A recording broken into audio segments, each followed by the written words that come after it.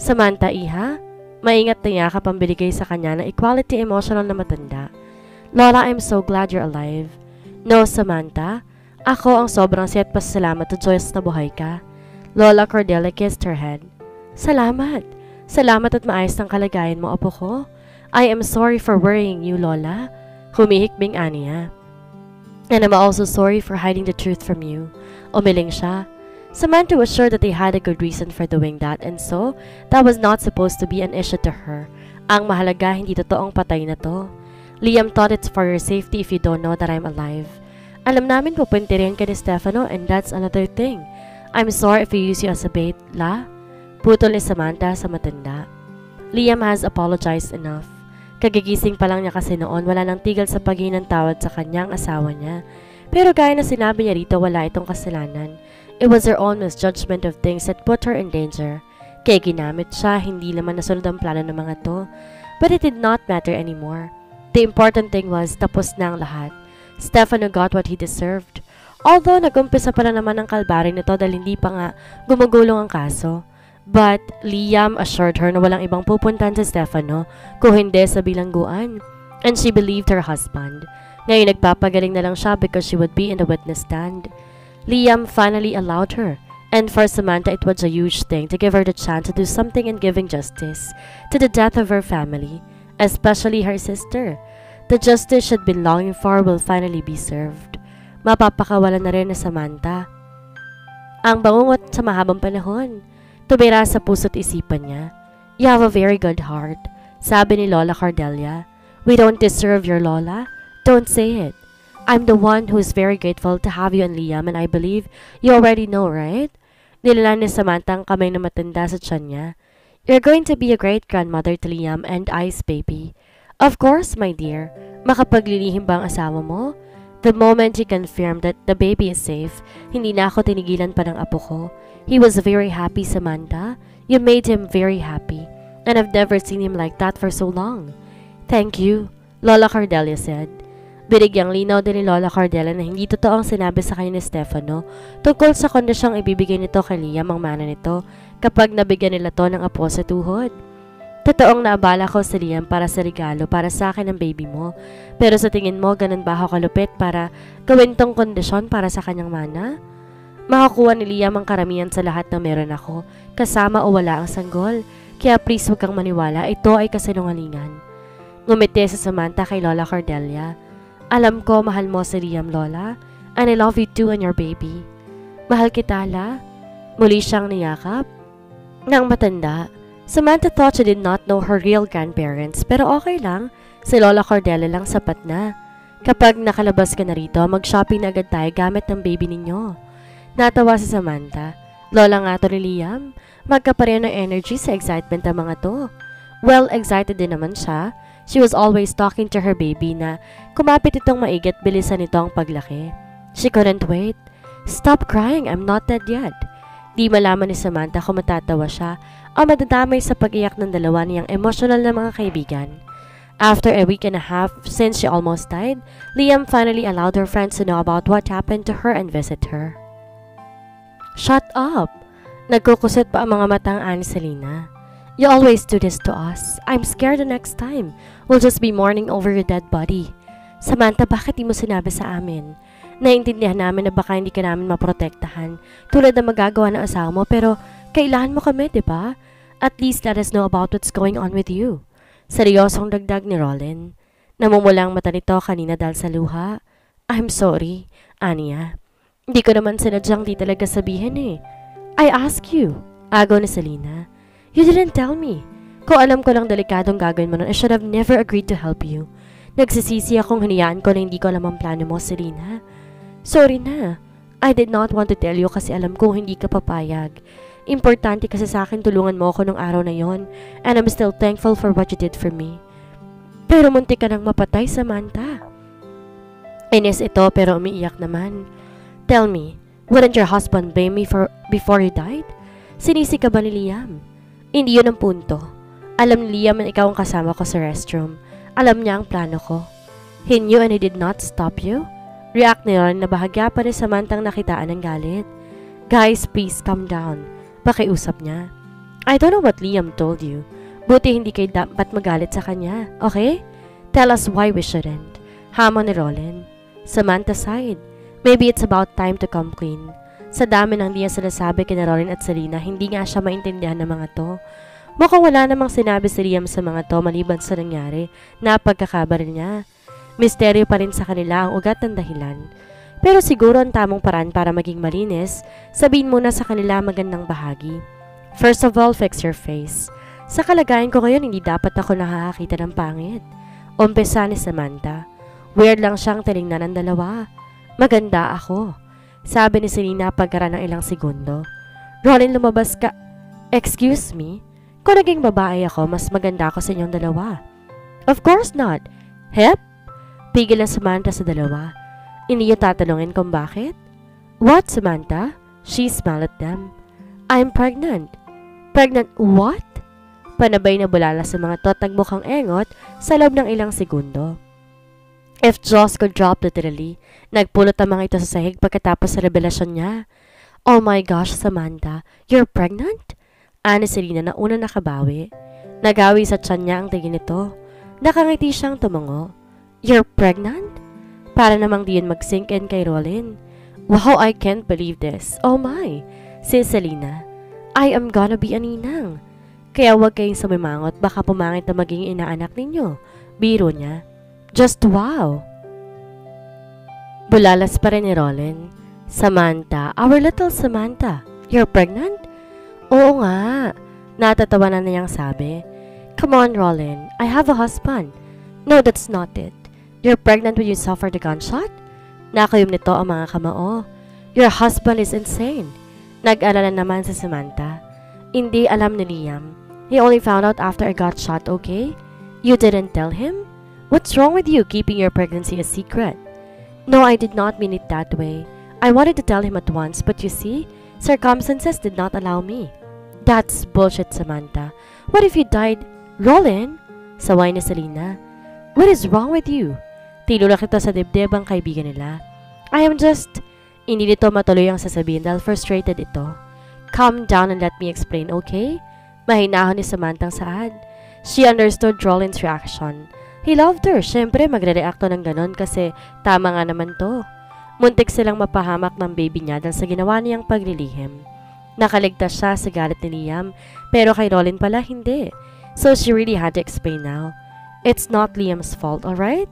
Naupo sa magkabilang gilid ng bed niya sila Selena at Rollin.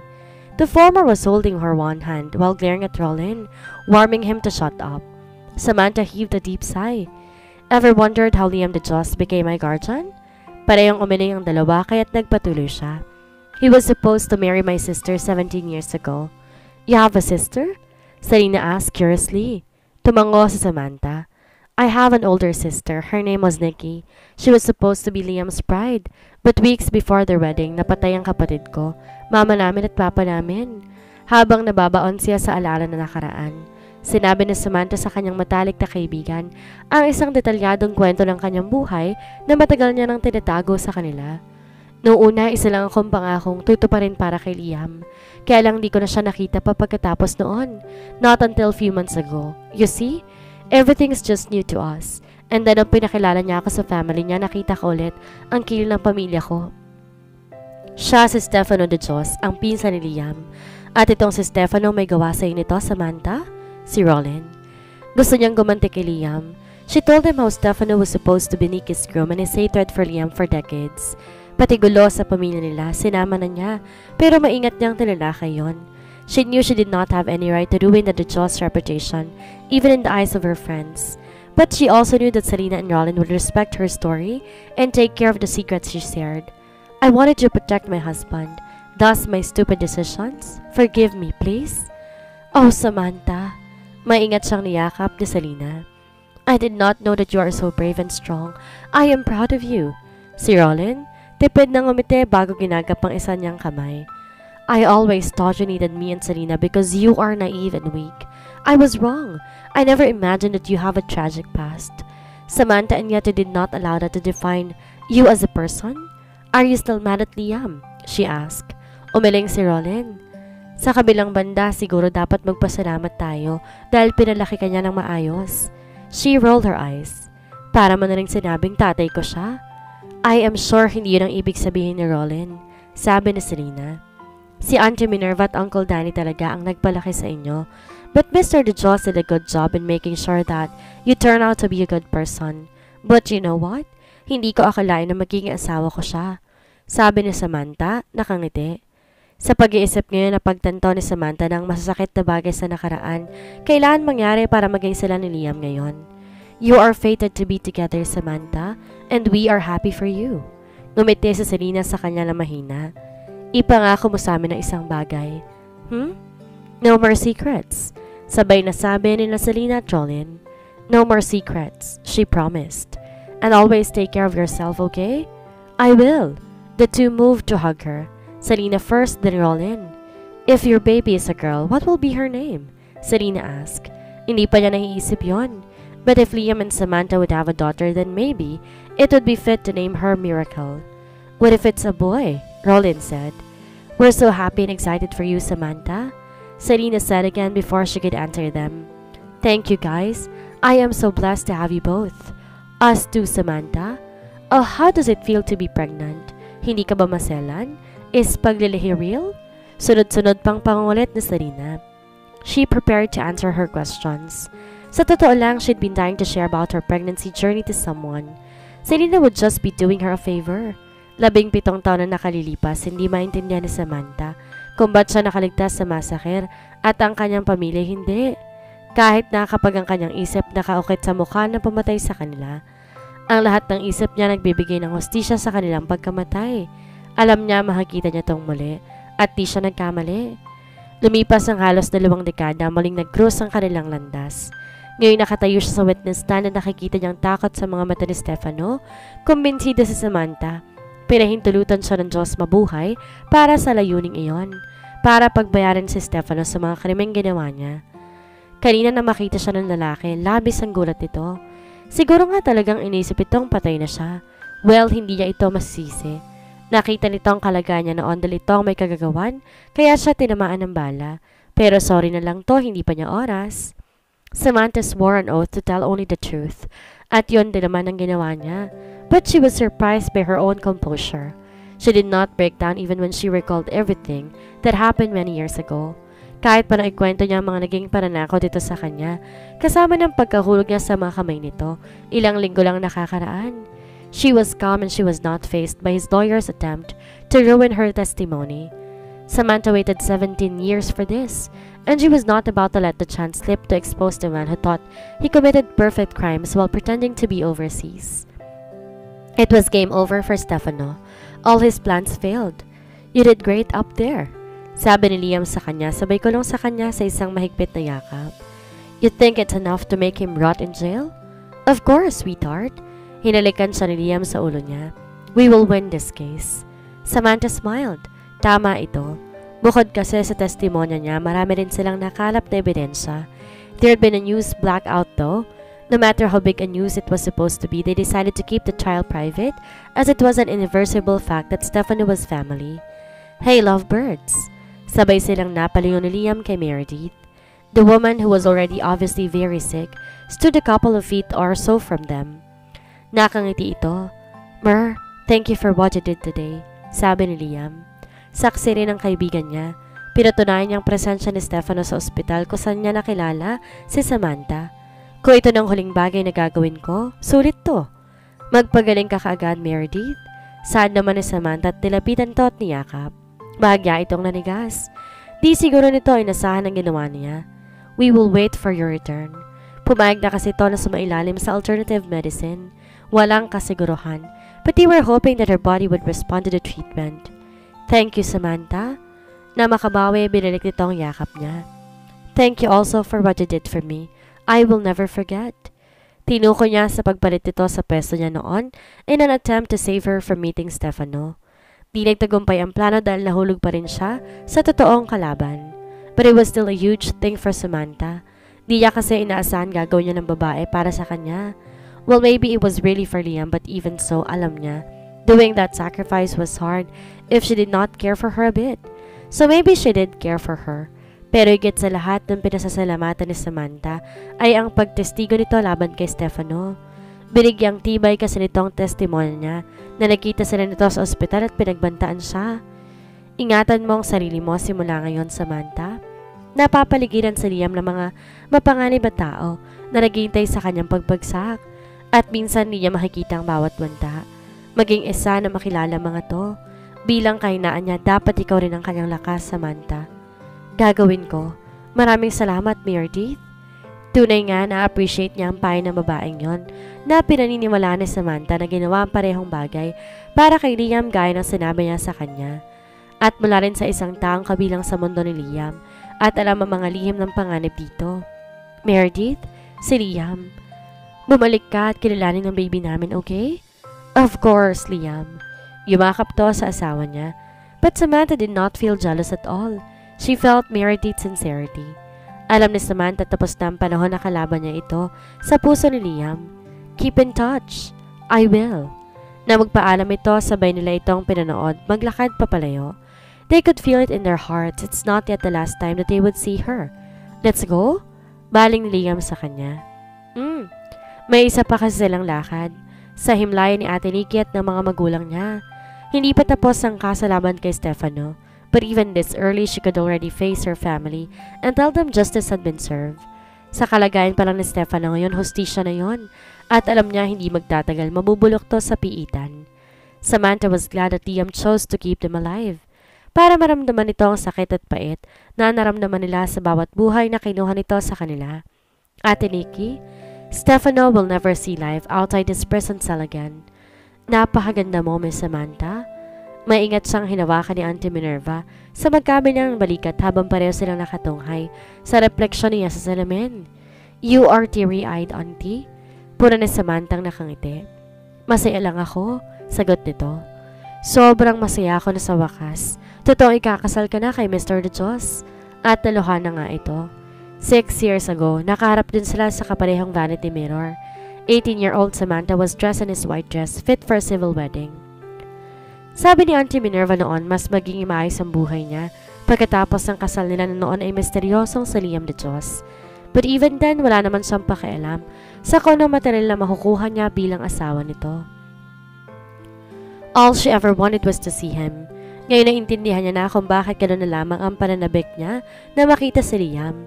Hindi lang siya maging guardian ni Samantha, mas malaki ang maging papel ni Liam sa kanyang buhay. Ang kanyang tagapagtanggol, ang kanyang tagapagbigay, ang kanyang manliligaw, ang kanyang kaibigan, ang kanyang asawa, ang kanyang lahat. Sino mag-aakalan ang 7 taong gulang nangarap na isang tunay na prinsipe sa buhay, katulad ni Liam para sa kanyang maging asawa? May parehong lalaki para sa kanyang sarili? Masaya rin ako, Auntie. She held her tears though as she was all set, and she could not ruin her bridal look. Samantha and Liam did not get to remarry on the latter's 36th birthday like they originally planned. Bukod sa nagre-recover pa sa Samantha noon, sobra rin silang nabisi sa mga bagay-bagay tungkol sa kaso. Idagdag pa ang sigalot sa pamilya ng mga De Dios. Hiniling ng mga anak ni Lola Cordelia, makita nila ang kanilang mana bilang compulsory heirs. Gayunpaman, determinado matandang babae na hubarin sila habang nagtutulungan para wakasan ang kaniyang buhay. Ang kaso kasalukuyang dinadaig bagaman, ngunit anuman na magiging resulta, hindi naman ganon ka-importante yon, sabi ni Liam. Hinahayaan lang nito ang lola nitong disiplinahin ang matatanda na nitong anak na tila walang pinagkatandaan. Lumabas na tayo? Inihintay ka na sa ceremony venue. Tumango sa Samantha tinanggap ang pag-alalay nito. Auntie Minerva and Uncle Danny would pose as her parents to walk her down the aisle. Para kay Samantha, walang ibang mas po pwedeng gumawa noon, kundi ang mga tong nakasama niya simula ng bata pa siya. They've been her parent figures growing up. Samantha, pregnancy makes you more blooming. You're very beautiful. Bulalas naman na Selena siya naging maid of honor. Naghihintay ito sa labas ng silid niya para tulungan din siya. Bulera? She rolled her eyes. She wasn't showing yet. Sabi ni Mommy Mabel, maliit daw siya magbuntis. Walang importante naman, healthy ang baby nila ni Liam. And yes, they're having a daughter. Miracle will be the firstborn in 5 months. Umiling si Selena. It's the truth. I am sure Mr. De Dios will fall even deeper for you. She smiled. Would he? May ilalalim pa ba ang pagmamahal nitong sobra-sobra na? Tayo na! Auntie Minerva cut in. Nakamali tayo. Mag-alala ang asawa mo. Siya nga naman. Sang-ayon ni Serena. Nagpaakay siya sa mga ito. Excited na rin siya at medyo kinakabahan. She did not have wedding jitters before pero ngayon, hindi niya maintindihan ang nararamdaman niya. Pero isa lang ang sigurado ni Samantha, hindi na siya makapaghintay na sa wakas tumabi kay Liam sa isang pangakong magsasama-sama magpakailanman. Ang kanilang wedding isang grand garden wedding. Maingat na pinili ang mga imbitado, mahigpit ang seguridad sa pagiligid ng kasalan. Nais matiyak ni Liam na walang mangyayaring masama sa espesyal na araw na to. Siya ay matagal naghihintay sa pagdating ni Samantha habang ang isip naglalakbay sa memory lane. Di niya akalaing magmamahal ulit siya pagkatapos sa Nikki. Ang akala niya namatay ang puso niya sa piling niya at imposibleng tumingin kahit kanino tulad ng pagtingin niya sa kanya. But then there is Samantha, his sassy little wife who was protective of her sister's memories. Ano dahilan kung bakit siya nahulog sa kanya? Hindi rin alam ni Liam. Nagising na lang siya isang araw nang napagtanto niya. Muli na namang tumitibok ang kanyang puso. Pilit niyang pinipigilan dahil iniisip niya, baka si Nikki lang nakikita niya kay Samantha pero hindi. Alam ng puso ni Liam na hindi si Samantha sa Nikki. At araw-araw lalong tumitindi ang pagmamahal na meron siya sa kanya. Walang dahilan. Paulit-ulit lang si Samantha ang minamahal ang puso niya. Mr. De Jos, the bride has arrived. Putol ni Rollins sa iniisip niya. Ang matalik na kaibigan ni Samantha, ang kanyang best man, dahil sino pa ba ang gagawin? Tsaka ako ito nagpapasaya sa asawa niya, bakit hindi? Bigla si Liam nakaramdam ng kaba. Nung huling kasal nila, hindi man lang matatawag na maayos na kasal, kaya gusto niya makabawi kay Samantha. She deserved a wedding. Isang kasal na magnobyo at hindi lang ilang pinanamahang papel na ipinilit sa kanya. Ginawa nilang entourage march. Si Lola Cardell at ang kanyang ina na si Mabel, parehong inihatid siya sa altar. Trip ng mga to eh. So he obliged to make this day also special to them. Alam niya, tulad niya masayang-masaya rin sila. Nang si Samantha na ang maglakad sa aisle, hinawi mga kortina para makita ang kanyang nobya. Literal na napabuntong hininga si Liam. Akala niya, nakakita siya ng Diyosa. Si Samantha ang pinakamagandang bride na nakita niya sa ngayon. At lalo pa itong pinaganda ng katotohanan na dala-dala nito sa sinapupunan nito ang kanilang munting milagro. His heart was about to burst. Really? If I suddenly have a heart attack, do not look far. You are the culprit. Bulong niya kay Samantha nang abutin niya ang kamay nito. You're gorgeous, sweetheart. You're devastatingly dashing as well. My handsome? He chuckled. Nagustuhan niya yon. Ang gwapo mo. Nang humarap sila sa altar, parehong buo ang kanilang mga loob para selyuhan ang mga pangakong kanilang pagsasama. Sa pagkakataong to, ipapaalam na ni Liam sa buong mundo ang pagmamahal niya kay Samantha. Isang pag-ibig na napakaganda, dalisay at walang kondisyon.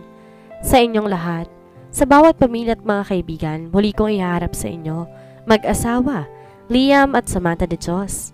Ang pahayag tinataka na isang taos-pusong halik na mag-asawa.